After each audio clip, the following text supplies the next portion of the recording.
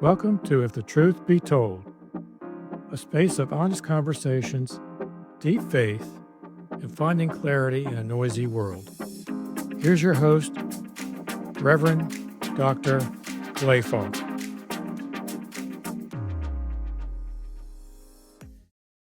Hey, welcome. We're glad to have you again at this podcast. It's Clay Faulk. I'm the pastor at Red Bank Fellowship, and I'm with Mark Monett. Welcome again. Glad to be here.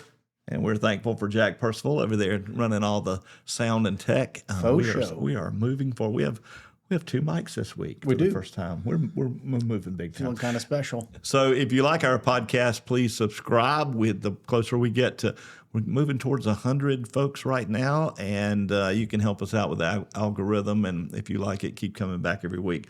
This week, we're going to be talking about selfishness. Ish or less, because that really is what it comes down. It's the same two words. And I love looking at words and wordsmithing and all those things, but selflessness or selfishness. So it's really ish or less. Correct. Is somebody less or ish? Well, I like how you stated that, because there's a lot of things that fall under those two things. Well, we live in a selfish world. Yeah. The technology, like we just mentioned, the technology that brings you this podcast is the technology that we take more pictures than we can possibly fathom. I don't know what the statistics are now, but years ago I saw when iPhones and cell phones started getting cameras on them, the statistic then was that in one given year, a number of years ago, culture took more pictures than it had taken in history. Correct. Prior. I mean, I remember, I'm old. I remember going to, first of all, you had cameras that, if you had a Polaroid now, you had an instant camera that, click and it shot out and you stood there and waved it until it developed. Right. But the rest of the world, we had little cameras that we took a picture on or film, and we had to make sure the film wasn't exposed before it came out of the camera and all that good stuff. And then how you about had the one you put the little flash cube on the top? Oh yeah, I love that. And then the flash, blinded you, but you had to take it to a photo mat. That's right. Which was on the, usually in like a parking lot of a grocery store and or it was somewhere. First drive-through, maybe. That's maybe, I don't know. It definitely was a drive-through. Yes, it was. You had drive-through photo mat, or you went to a drugstore, which is a lot of times where we took our photos, stuff off, dropped it off at the drugstore, and then came back not hours later, but days later. That's right. And it was like if you got it in one day, you had big time. You paid more money, but then before that, it was 2 or 3 days, and you took it up there. And here's the wild part: you didn't know how they looked. You're right. Until you opened, it was like Christmas. You opened it and went, "Woo! Look at that one! Look at that one! Look at that one!" And a lot of times they were awful pictures. And the way you shared was you got doubles. See, you're old. You're younger than I am. I'm old. They didn't even offer doubles when I remember it. I remember it at some point in the 90s that you could do it. But like in the 70s and 80s, I mean, there weren't doubles. In fact, you opened it up and at one point they gave you money back on your pictures if they were bad. Yes. But even years before that, if they were bad, that was on you. Too bad. So sad. Come cry a river. I mean, it didn't. And if you weren't pretty, did they give you money? If you weren't pretty? I wouldn't know about that. Right? How about... No comment. Yeah, I mean, come on now. You're talking... Well, and you could get matted or glossy. Oh, yes, I do remember Matt. Yes. But again, we are a culture of picture taking and photogenic. And I'll never forget a guy was talking about buying stock, and Ulta was a fairly new company back in the day, and he said, "We are so vain as a society that this company will surely do well," and it did. No doubt. I don't even know what the stock price is anymore, but Ulta was a big to do, and a lot of the issue is Facebook. I mean, it is pictures, it is posting, it is getting the likes. There's not a dislike button on there. Correct. Well, thumbs down is about as close as you can get. But on somebody's personal stuff, for the most part, you can't. Right. You don't want to hurt their feelings. Well, think about it. And if makeup from Ulta doesn't do it, you can sign up for filters. Well, that's true. Filters but anything to make you look good. Correct. Which I need, but you know what I mean. I mean, it's one of those things where age before beauty, and I guess at some point I'm not getting either one. But we are a selfish society on our looks, on our, I think about one of the hit shows of the last 10, 20 years. I'm getting old now, but Kardashians Yes. and Housewives of Beverly You- Hills Atlanta. or whatever city. Yeah. Then Palm you end Springs. up with people that the Jersey Shore, all the stuff is all geared towards drama and looks And it's all about me. yeah. There's no real popular show about being a servant to somebody. No, correct. Well, the closest I go to is something like they used to have Home Makeover and stuff like that, Right. where, a feel-good story, but, not about looks. But so often our society's geared towards selfish stuff. We struggle. What do you think in terms of selfish when you think of selfish? When I was reading, and I don't read a whole lot, but I was in the things that come into focus when you think of vanity, if you will. Jealousy stems from it. So many hostility stems from it, and then all the way back to the Garden of Eden. Yeah. And Jealousy jealousy yes. over, for those who may not remember, Cain and Abel were brothers. They also had a brother Seth, but they had Cain and Abel, Right. and those were the children of Adam and Eve. And so Cain and Abel were both asked to bring their offerings to the Lord. And when they brought their offerings, what was brought? Cain brought his secondary. Right. That was not good. It was okay. It was decent, but it was not first fruits. Just okay. First fruits. And yet Abel brought his first fruits. And Cain was jealous over that and killed Abel. And that's, part of that whole out of the garden of eating the apple, and they've already gotten kicked out of and Cain is banished, and just the whole sinfulness of humanity towards ourselves and what's in it for me, what's my interest, what am I going to get? A lot of that. And when you talk about the violence of the world, it's almost always a quest for power, a quest for money, a quest for face that launched 1,000 ships, Right. beauty, win the woman. There's a sense of, or in this case, win a man for women. Just there's a sense of the looks and the what can I get out of what's in front of me? What have I had to gain? Selfishness. Selflessness is definitely Right. That's one of the shocking things that Jesus brought was selflessness. Right. And the whole thing of I didn't come to be served, but to serve. Jesus says, those who are last will be first, and those who are first will be last. Right. There's a whole sense of turning the kingdom upside down in terms of what the world says. The world says, as I love to say, the golden rule. And you know the golden rule, right? Yes. He who has the Golden rules. that's the way the world works. Well, part of the reading that I really dove into is, God has that list of to-dos. And those that are selfish. Well, you said you Pick and researched. Did you choose. get it on your phone? Let's pull that up. Let's see that. I don't know if Let's it's see it still on on you. there. Do you have it on your phone? The list to-dos and those who are selfish want to pick and choose The to-dos. the to-dos. And yeah. I don't want to do something I don't like doing, correct. obviously. Here's Philippians 2, 3, and 4. Do nothing from selfish ambition or pride. Humbly value others and consider their interests not merely your own. Correct. That's as straightforward as it gets. Like we stated a little bit earlier, it says when vanity enters our personal lives, it brings with it pride, jealousy, envy, strife, and many other negative things. So vanity devalues the importance and makes things trivial. Do you remember a movie that came out, I guess it was in the late 90s, called The Devil's Advocate? Yes. Keanu Reeves and Al Pacino was he was the devil character. And it's so funny.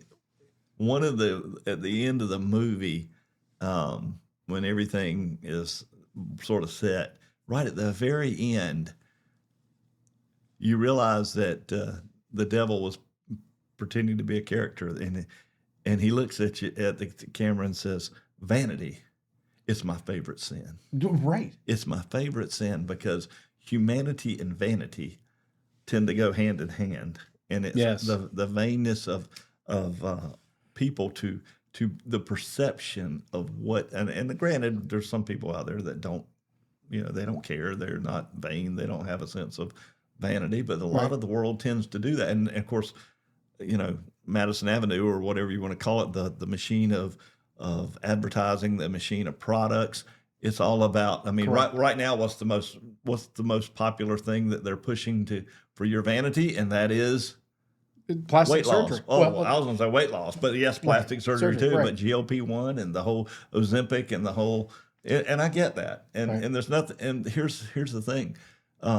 Is there anything wrong with it? And the answer is no, not necessarily per se. I mean, are there health risks? There's some health risks that go along with it, but is it for your better health? And the answer is yes. But can it cause issues? Absolutely. But does it make you feel better? Yeah, absolutely it does. But can it be abused? And the answer is just like you mentioned plastic surgery. Sure. I've known people that are the next one's going to make them look like a lion.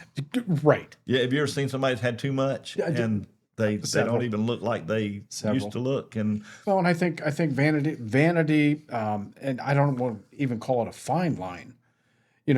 Someone who wants to look good and present themselves well isn't necessarily vain. No, not at all. Not necessarily. Well, there's an ounce of in there. It's just like, hold on now. That's, there is an ounce, because, it's like sin. No matter how good we try to be, no matter what, there's that moment of it, and we know it, and I know it, and you know it. As soon as you do something good, your first thought is, did anybody see it? Look, God, hey, God. Did you see that? Right.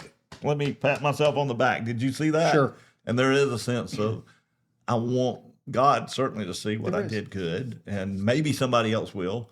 And so there is an ounce of vanity somewhere in there that. Well, I think hygiene might not be the right word, but taking care of yourself is important. Yeah, that's for yourself. This is the only vessel we get. That's right. Body is your temple. So I think it's important to take care of yourself as far as longevity is concerned, to try to. Some do, some don't. So they're correct. Now you're but some people mistake it as, hey, boy, you're quite vain. But it's funny you say that. Like health-wise, we have been pushed upon us as a culture, McDonald's / fast food / TV dinners. Going back. I mean, the irony. Do you remember when they said butter was bad for you? I do. Is butter bad for you? Studies now show. No, it's not. It's actually better for your brain. A little bit of cholesterol is actually what feeds your brains or oils your brain, gets your brain going. And you don't even have to consume it. Your body makes cholesterol. Yeah, so I will say this, though, that it's sort of ironic that we're moving towards, the Ozempic, what is it called? GLP-1. Yes. And the irony of all that stuff is the opposite, the pendulum swing of, hey, I mean, again, you don't need to eat the fast food. You don't need to eat all the bread, all the stuff, and it's about moderation, to be honest, and eat healthy. And it's really a interesting cultural swing of look better, but you may have to give up your Big Mac. But think about how that ties into the vanity part. I want to look good, but I don't want to have to put the work in. Can you cheat the system? Right. Vanity is our favorite sin. You can, it can be. I mean, there's always, and this is like a heresy. I heard something recently talking about the question of a particular political candidate out of Texas, that he was saying some really good things about loving your neighbor and helping people and all that. Right. But then some of his views on God and was just frightening in terms of my point is that heresy often has a nugget of truth wrapped in a lie, and sometimes when people, the irony of anything is that when you look at some of the things like that. You say, well, hey, you can take this GLP-1 or pill or whatever, Right. and a shot or whatever, and it'll help you lose weight. Well, you probably at some level need to stop eating. How are you going to change the how are you behavior going to change that behavior so that when you do stop taking that drug, that it will be something that's lasting and not just. Correct. My daughter was telling me that she knew some folks that were using it just as you go out and binge on a weekend, and on Monday you go take this GLP-1, whatever form it is in, and lose the 5 pounds, and then next weekend you go do the same thing. I mean, so not even the issue of overeating, but just go binge on alcohol or beer or whatever she wants to, what, chocolate or whatever, potato chips, whatever you. I mean, I love chocolate, but I love potato chips. But you know what I mean? Right. That sense of, can it be an abusing thing? Right. And are you going to get hooked on that cycle for years and not just, temporarily help you lose weight to where you can be more physically fit and more healthy? Correct. Yes. It's a tough one. I get that. Well, one thing that kind of hit home with me that made me think about things is if vanity takes the place of that to-do list, and your to-do list becomes more important, that's where vanity is nothing but Well, that's the grace versus works. If a to-do list is what gets you into heaven, or at least you think somehow that's getting you further in life to do. Maybe I'm not saying it wrong. Okay, maybe I understand. List. The should do. Okay, explain that further. Then I'm not quite. The to-do list. This is what you should do this, and I say that as a sinner. Should means I'm going to fail. Yes, you're going. Does that make sense? There's no doubt I'm going to fail. You're going to fail. Correct. There's never been a human being that's so the to-do list to be real about it. I don't want to say impossible, but it is impossible. It is. It is so impossible. The should-do list, I think, maybe is a better term. Okay. You should. Right. In other words, well, it's what one theologian said, with total depravity, that we have things that we fail to do, and we have things that we do that are failed. It literally is. The attempt was there. Yeah. It just didn't work.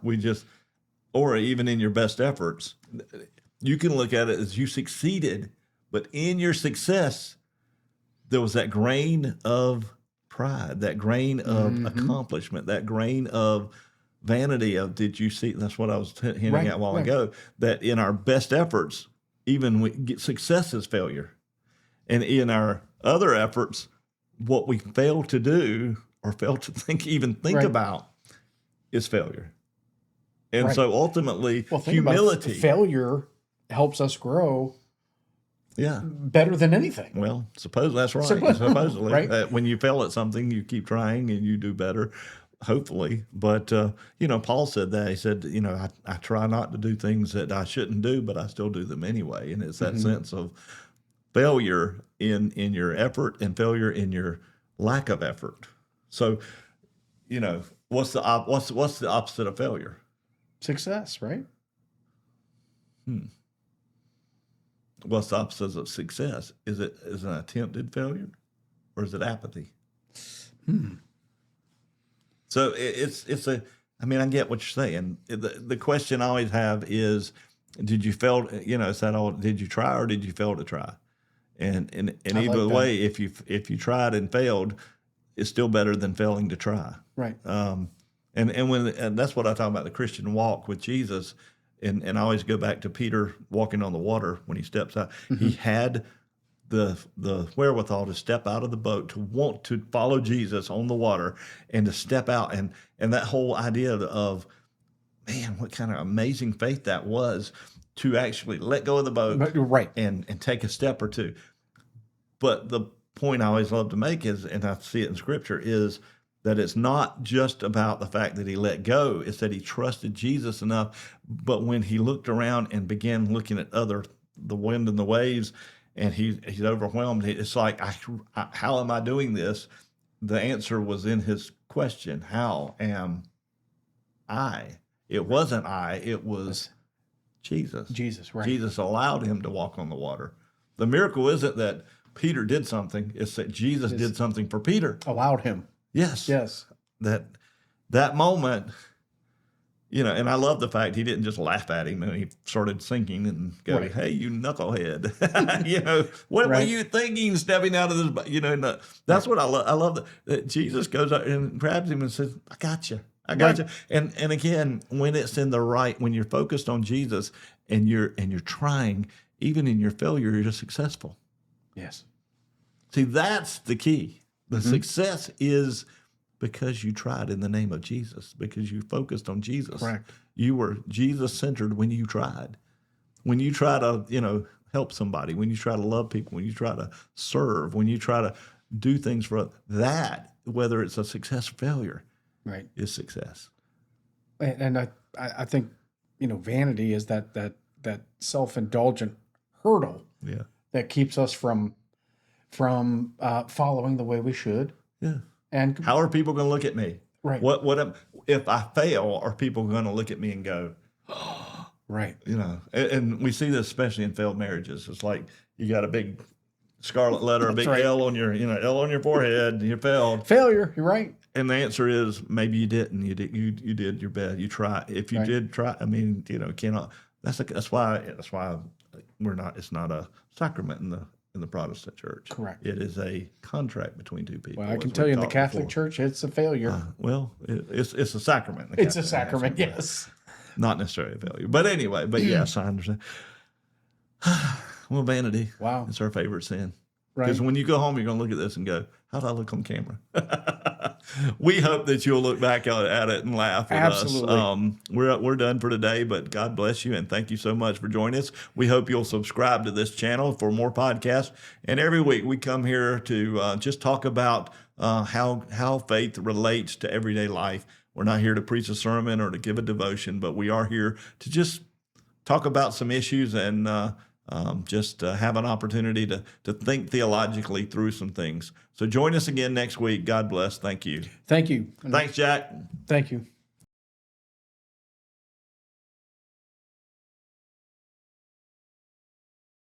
Take care.